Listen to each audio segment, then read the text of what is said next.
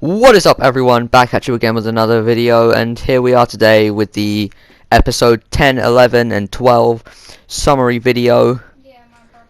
It's been a while, but we're back again. Nothing else to say. Let's get on with the summary. Let's go. Episode 10 begins, and we find out Kamoshida has taken time off school because the kids are getting him too hard, and people are starting to notice.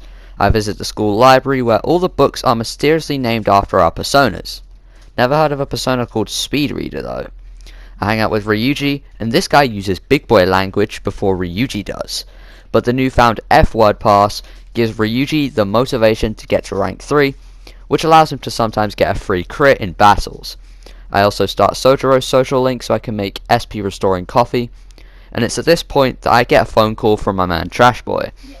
I was genuinely debating whether to mention this in the summary, but I figured I'd give him a shout in exchange for nothing.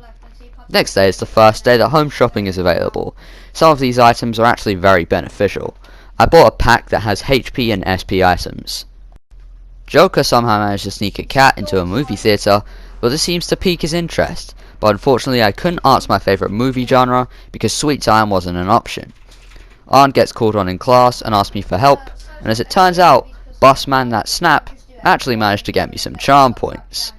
But I realised that Ryuji's truly the one for me, and it shows. I mean, 2 charm points is better than 1. Point proven, anyway. I help Sojiro save his business and ask for some tips with the women, but he refuses, even though there's literally a perfect test subject across the table.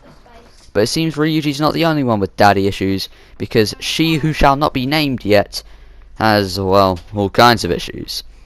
This will be relevant in about 3 months, but just give it some time. Even though Joker has a criminal record, I get a job at a convenience store without an interview or a background check.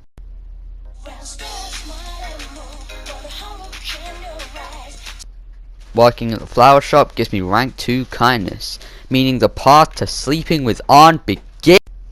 But in order to get laid, I need to get ripped. Wait, how did Morgana get on top of that? On the way to school, I find an uneducated commoner. I mean, why would you develop all these personal qualities to get a girl when all you need is money? I begin episode 11 by attempting the first challenge battle.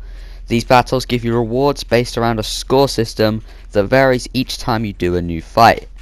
We'll unlock more as we progress through the game, but can I just mention the battle theme though? Past the Joker, I can get some pretty nice damage. Won't be anything special, but it'll be something. I get Ryuji to rank 4, and I praise the Lord himself that stealth is essentially non-existent now. I hit up the batting cages in Yongen to get some proficiency. There are a few more of these interactive mini-games throughout the game.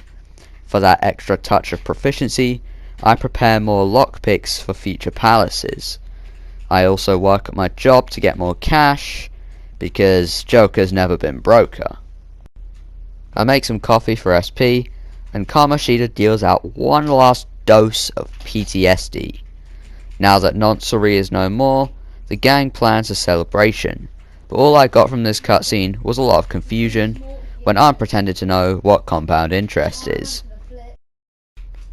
Episode 12 starts nicely with some rank 2 proficiency, and Kamoshida has already made it to the news with the title Fall from Grace.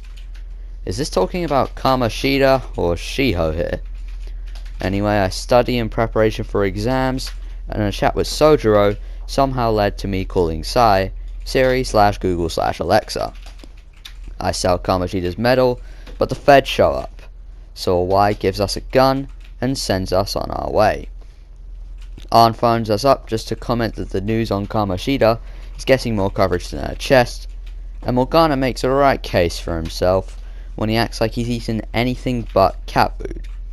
The celebration begins, and Ryuji makes so many innuendos that I can't be asked to count. Ryuji and Arn decide to neglect us, so we go get our own food.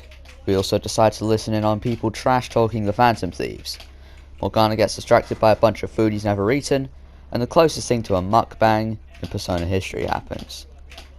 Who decided mukbangs would be a good idea? Ryuji gets in some beef with the boss, and Joker has a flashback about the man who started this game to begin with. Arn gets yelled at for spreading chocolate on someone's tits, and the group decides to continue fighting demons in a world where they could be killed at any moment. After no thought or effort, I named the team after the traitor. You'll see what I mean. After blowing most of our cash in less than an hour, I decided to lose the weight I gained from eating at that buffet. Caroline reminds me about social links as if I've not been ranking them for the past 3 weeks, and Kawakami seems to be on as much of a pipe dream as Kamoshida, and we gain some knowledge from that. Sweet. We get chalked because our proficiency is low, and Mishima gets a little too close for comfort, but we start a social link anyway for more EXP in battles.